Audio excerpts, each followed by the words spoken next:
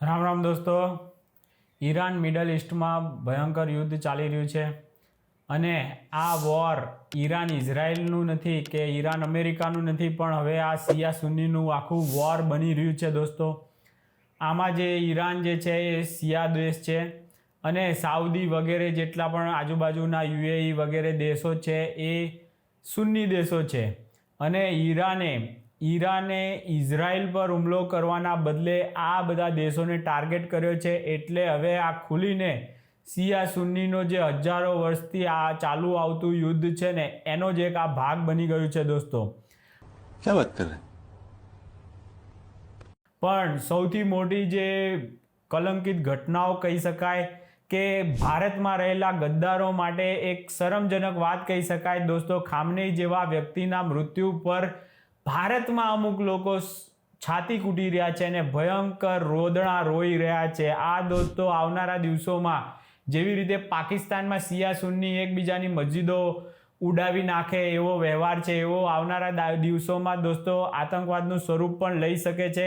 કારણ કે અહીંયા જે શિયાઓ છે એ ખાલી રોકકડ નથી મચાવતા, પણ એટલી હદે એ લોકો નફરત અને ઝેર ઓકી રહ્યા છે સુન્ની મુસ્લિમો માટે, જેના કારણે આવનારા દિવસોમાં ભારતમાં પણ આ બંને વચ્ચે ભયંકર આતંકવાદની ઘટનાઓ અને એકબીજાને મારી નાખવાની, કાપી નાખવાની જેવા બીજા દેશોમાં પાકિસ્તાન વગેરેમાં થાય છે. પોતાના જ મુસ્લિમ ભાઈઓ એકબીજાના શિયા સુન્નીની મસ્જિદો ઉડાડી નાખે છે.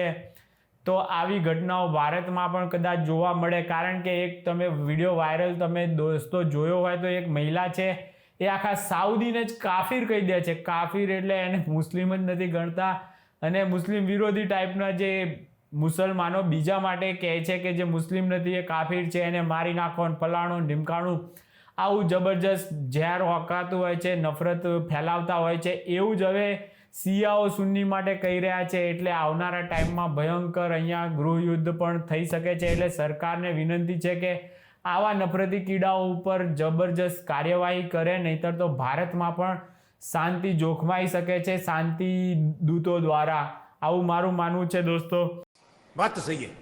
બાકી આ જે શિયા અને સુન્ની વચ્ચેનો હજારો વર્ષથી આ યુદ્ધ એ લોકોની વચ્ચે ચાલી રહ્યું છે અને ગરદનો કાપી નાખવાનો એમનો વ્યવહાર રહ્યો છે. એટલી હદે એ લોકોની વચ્ચે દુશ્મનાવટ છે. કહેવાય તો છે મુસલમાન જ, છતાં પણ એ બે વચ્ચે જે રિલેશન છે ને એ બહુ ભયંકર હદે છે. અને આ જે શિયા સુન્નીનું જે યુદ્ધ છે જેમાં ઈરાનના ખામનેઈને મોતને ઘાટ ઉતારી નાખવામાં આવ્યો, જેને ફૂંકી મારવામાં આવ્યો, એ કરાવવા પાછળ પણ સાઉદીનો હાથ હોય, એણે સોપારી આપી હોય ને આવું બધું કહેવાય છે.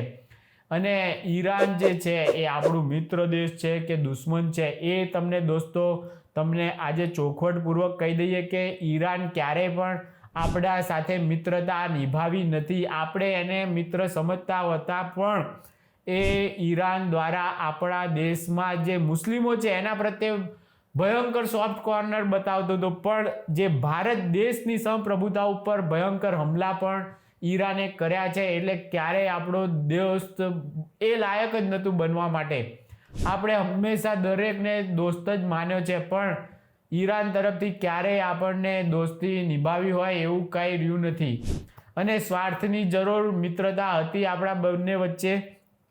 આપણે એને ચોખા વગેરે સપ્લાય કરતા હતા ને એ આપણને ઓઇલ વગેરે આપણને સસ્તું મળતું હતું એટલે આપણે લેતા હતા અને એ રહ્યું સસ્તું વેચતું હતું. એટલે બાકી તો આપણે ગમે ત્યાંથી ઓઇલ તો આખી દુનિયામાં રશિયા છે, અમેરિકા છે હવે તો, અને સાઉદી છે, યુએઈ છે, આ આટલા બધા અઢળક દેશો છે જે આપણને ઓઇલ વેચવા માટે તલપાપડ થઈ ગયા છે. એટલે કોઈ એક પાછળ જ આપણે કાંઈ બંધાયેલા છીએ એવું નથી. પણ ઈરાનને જ્યારે કટોકટી હતી, ઈરાન ઉપર જ્યારે અમેરિકાએ સેશન્સના બધા જાતના પ્રતિબંધો ઠોકી દીધા હતા, છતાં પણ ભારતે આ બધા પ્રતિબંધોની ઉપરવટ જઈને એક દોસ્તી નિભાવવાની કોશિશ કરી. પણ બદલામાં આપણને ખામનેઈએ શું આપ્યું એ વિચાર કરશો તમે દોસ્તો તો 370 જ્યારે હટાઈ ત્યારે પાકિસ્તાનનો સપોર્ટ કરી અને એ 370નો પણ વિરોધ કરતું આવ્યું છે. જ્યારે પણ ભારત અને પાકિસ્તાનનું યુદ્ધ થયું છે ત્યારે પણ આ હરામખોર ઈરાન અને ખામનેઈ એ લોકો પાકિસ્તાનના સપોર્ટમાં હંમેશા ઉતરી આવ્યા છે. અને જ્યારે પણ આપણા ઇન્ટરનલ મામલા હોય, કોઈ નાના મોટા આપણા પ્રશ્નો હોય હિન્દુ મુસ્લિમના, ત્યારે પણ એ ચડેચોક એની અંદર ઇન્ટરફિયર કર્યું છે. જ્યારે આપણી સંપ્રભુતા ઉપર આવા ભયંકર હુમલા કર્યા હોય, એવા દેશને દોસ્ત દેશ માનવા વાળો કોઈ ભારતીય હોય જ ના શકે. हिपोक्रेसी की भी सीमा होती है. અને ઈરાન પણ હમણાં જ તમે નવી ન્યૂઝો જોઈ હશે, એમાં કહે છે કે ઓઇલ ટેન્કરો જેટલા ભારતના હશે ને એને હવે નહીં રોકીએ. આ બધું કારણ શું છે એનું દોસ્તો? કારણ કે આણે હવે સાઉદીથી લઈને આખી દુનિયાને દુશ્મન બનાવી નાખી છે. એકમાત્ર ભારત છે જે હવે એના માટે કંઈક જરૂરિયાતો જે આવનારા ટાઈમમાં એને પડવાની છે, ચોખાથી લઈને કેટલી એક માલ સામાન જે ખાવા પીવાની જરૂરિયાત હશે, એ બધી જ જરૂરિયાતો જો કોઈ પૂરું પાડી શકે એવો કોઈ દેશ હોય તો ભારત છે. એટલે અત્યારે હવે એ પોતે આપણી સાથે મિત્રતાનો ઢોંગ કરવા ફરીથી પાછું આવી ગયું છે. પણ આપણા ઓઇલ ટેન્કરો એના દયા ઉપર આપણે રાખવાના જ નથી. આપણને રશિયા ઓઇલ આપવાનું છે અને રશિયાથી હવે ઓઇલ 1 મહિના માટેનું આપણને અમેરિકાએ પણ છૂટ આપી દીધી છે કે રશિયાથી તમે ઓઇલ ખરીદી શકો છો. કારણ કે આખી દુનિયામાં જે આખું નેટવર્ક છે ઓઇલનું, એ આખું અત્યારે ભયંકર હદે એની ચેન તૂટી ગઈ છે. કારણ કે આવો ટકરાવ જ્યારે યુએઈથી લઈને આખો મિડલ ઇસ્ટ જે ઓઇલનું હબ છે, તો ત્યાંથી જ ઓઇલ બધા નીકળે, એટલે આખા દુનિયામાં આ એક સંકટ ઓઇલનું થવાનું છે અને ઓઇલના ભાવ અત્યારે ભયંકર હદે વધી રહ્યા છે. પણ ભારતે કંઈ ચિંતા કરવાની જરૂર નથી, કારણ કે ભારતે હંમેશા બધા માટે સારું જ ઈચ્છ્યું છે. ભલે ખામનેઈ જેવો આતંકવાદી ગમે તેવો હોય, એના માટે આપણે છે ને થોડીક પણ એક લાગણી દર્શાવી નથી. એનું અમુક મુસ્લિમ ભારતમાં રહેતા હોય ને એવા લોકોને ફરિયાદ છે. તો એવા લોકોને સમજવાની જરૂર છે કે ખામનેઈના દેશના જ લોકો ખામનેઈના મૃત્યુ ઉપર કેટલી હદે મોજ શોખ અને પાર્ટી મનાવી રહ્યા છે. તો તમે શું કામ છાતી કૂટો છો? અહીંયા આરફા ખાનમ જેવી કેટલીય તથાકથિત પત્રકારો ત્યાં જ્યારે ખામનેઈને મળવા ગઈ હતી ને, અહીંયા ભારતમાં રહીને ક્યારેય એણે બુરકો કે નકાબ કે કાંઈ પણ ઓઢ્યું નથી. પણ ત્યાં જ્યારે ખામનેઈને મળવાનું હતું ત્યારે એને સ્ટ્રિક્ટલી વોર્નિંગ આપી અને કહેવામાં આવ્યું હશે, એટલે એરીએ એ નકાબ ને બુરખામાં દેખાવે છે. અને પાછી એ આવી તથાકથિત દેશ વિરોધી માનસિકતાવાળી અને હિન્દુ વિરોધી માનસિકતાવાળી પત્રકારો ભારતને અત્યારે ઉપદેશ આપે છે કે ખામનેઈના માટે આપણે એક ટ્વીટ કરવી જોતી હતી. તો દોસ્તો, એ કોઈ રાષ્ટ્રીય અધ્યક્ષ કે કોઈ એવું પદ ઉપર નહોતો ખામનેઈ જેના કારણે ભારત દેશને એના માટે કોઈ ટ્વીટ કરવી પડે. 2024માં એના રાષ્ટ્રપતિનું મૃત્યુ થયું તો જરૂરથી ભારતે અને નરેન્દ્ર મોદી સાહેબે એના માટે દુઃખની લાગણી વ્યક્ત કરેલી હતી. પણ જ્યારે ઇઝરાયલે ખામનેઈને ફૂંકી માર્યો ત્યારે એના માટે કોઈ પણ જાતની આપણે દુઃખની લાગણી એટલા માટે વ્યક્ત નથી કરી કારણ કે એ કોઈ એવા રાષ્ટ્રીય પદ પર હતો નહીં. એ કોઈ લીડર એના ઈરાનના દેશમાં એવી કોઈ સંસ્થાનો લીડર એવો હતો નહીં. એના માટે થઈને એ ત્યાંનો સરમુખ હત્યાર કહેવાય છે. એના એવા સરમુખ હત્યારને કોઈ પણ ભારત દેશ ક્યારેય કોઈ પણ સરમુખ હત્યારના સપોર્ટમાં ક્યારેય ખુલીને આવ્યો નથી. એટલા માટે પણ જે અતિશયોક્તિ છે ભારતમાં રહેલા તથાકથિત શિયા મુસ્લિમોને કે ભારતે ટ્વીટ ના કરી, તો દોસ્તો એ લોકોને આપણે એટલું જ કહીશું કે ઈરાન તમને બહુ સારો દેશ લાગતો હોય તો ત્યાં તમે જઈ શકો છો, જો ઈરાન તમને લેવા માગે તો. બાકી અહીંયા તમે આપણી જ રાશન ને સબસિડી ને આ બધા ઉપર તમે જીવો છો. અને આવનારા ટાઈમમાં ઈરાનને પણ ખબર છે કે 35 કરોડથી વધારે મુસ્લિમોને જ્યારે પાળે પોષે છે ભારત, તો આપણને પણ થોડું પાલન પોષણ કરશે. એના કારણે થઈને એને કોઈ વિરોધ નથી, પણ ભારતમાં રહેલા તથાકથિત મુસ્લિમોને જે પોતેને ઈરાનિયન કહે છે અને ભારતમાં રહે છે અને બહુ એનું તો દિલ દુખી ગયું છે, ટ્રમ્પને મારી નાખવાની વાતો કરે છે. मुझे एक बार मोदी जी कहते कि यहाँ से चले जाओ, मैं आपको इजाजत दे रहा हूँ और मुझे ईरान बुला ले, मैं यहाँ से ट्रम्प को नेतन्याहू को मारने के लिए जरूर जाऊंगी. તો આવા લોકો ઉપર કડક કાર્યવાહી કરો, કારણ કે આવા લોકોના લીધે ભારત દેશની છબી ખરાબ થાય છે. અને દોસ્તો, બીજી એક બહુ મહત્વની તમને વાત કહું તો ઈરાન જે દેશ છે એના મૂળ નિવાસી એવા આપણા પારસી ભાઈઓ હતા. ઈરાનને આ પારસી લોકો ઉપર ભયંકર અત્યાચારો કર્યા અને જેના કારણે એમને પોતાનો જ દેશ છોડવો પડ્યો.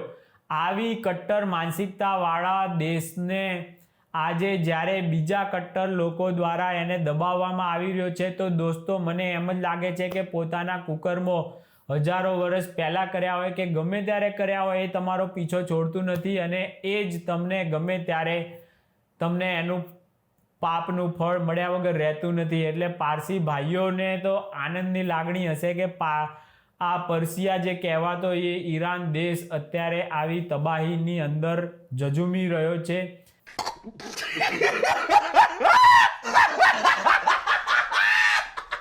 એટલે પારસીઓ માટે બની શકે છે કે આ એક એમની ઉપર થયેલા અત્યાચારોના ઉપર મલમ લગાડવા જેવું બની શકે છે. એટલે દુનિયામાં કોઈ પણ સાઈડ રહેવાનું હોતું નથી આપણે, પણ આ વખતે આપણે ખુલીને ઇઝરાયલની સાઈડ આપણે હોઈએ ને એવું ચોક્કસ દોસ્તો દેખાઈ આવે છે.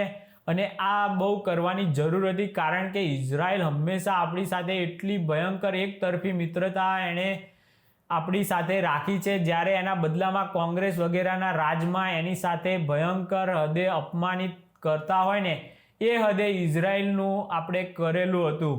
એ જ કુકર્મો આજે કોંગ્રેસને પણ નડી રહ્યા છે. ક્યારેય કોઈ દેશ આપણા માટે આટલું કરતો હોય તો એને બદલામાં આપણે આપણે આભાર માનવો હોય, એના બદલે આપણે એના પ્રત્યે હાવ જ એકદમ એના વિરોધમાં સ્ટેન્ડ લીધા છે દોસ્તો. ગાઝા અને પેલેસ્ટાઇન જેવા મુદ્દા ઉપર જ્યારે આપણે ખુલીને ઇઝરાયલની સાથે રહેવાનું હોય, એના બદલે મનમોહન ને સોનિયા ને આ બધાની સરકારે જે હદે ભારતને પોતાના મિત્રોથી અલગ રાખવાનું ષડયંત્ર રચેલું હતું, એમાંથી દોસ્તો 2014 પછી આપણે મુક્તિ પામ્યા છીએ. એ બહુ આપણા માટે સારી વાત છે.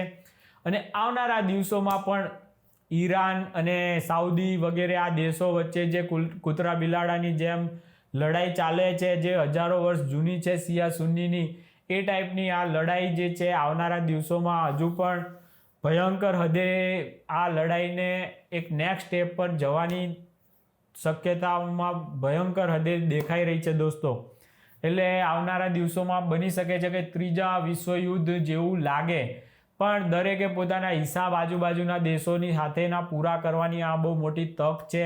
પછી ક્યારેય આવો તક આપણને મળશે નહીં, તો આપણે પણ પાકિસ્તાન સાથે આપણો હિસાબ ક્લિયર કરી નાખવો જોઈએ, જેથી કરીને ઈરાન ઇઝરાયલ આ તે એ બધામાં આપણો આ નાનો મુદ્દો છે ને એ સોલ્વ થઈ જાય, અને પછી કોઈને એ મુદ્દા ઉપર કંઈ કહેવા માટે ટાઈમ ના રહે.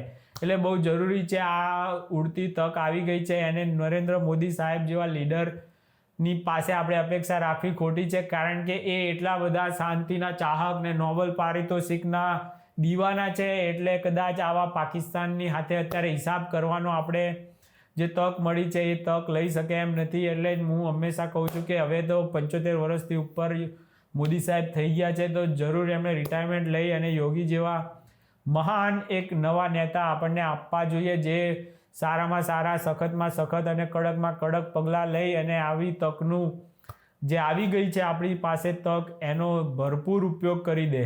તો દોસ્તો આ તો આપણો ઇઝરાયલ અને ઈરાનનું જે યુદ્ધ ચાલે છે એ હકીકતમાં શિયા સુન્નીનું યુદ્ધ છે, એના વિશે પ્રકાશ પાડવાનો મારો પ્રયત્ન. દોસ્તો તમને શું લાગે છે કે આ શિયા સુન્ની લડાઈ કઈ રીતની છે, ક્યાંથી શરૂ થઈ, આવી બધી આપણને મને ખબર નથી, પણ જે હોય એ ભારતમાં આવી કોઈ લડાઈ ચાલુ ના થાય એના માટે શું સજાગ પગલાઓ લેવા જોઈએ, આ બધી પણ તમને દોસ્તો કાંઈ પણ માહિતી હોય કે તમારે પણ કાંઈ સૂચન હોય તો જરૂરથી તમે લખી શકો છો. બાકી હવે નવા વિડીયોમાં મળીએ, ત્યાં સુધી રામ રામ.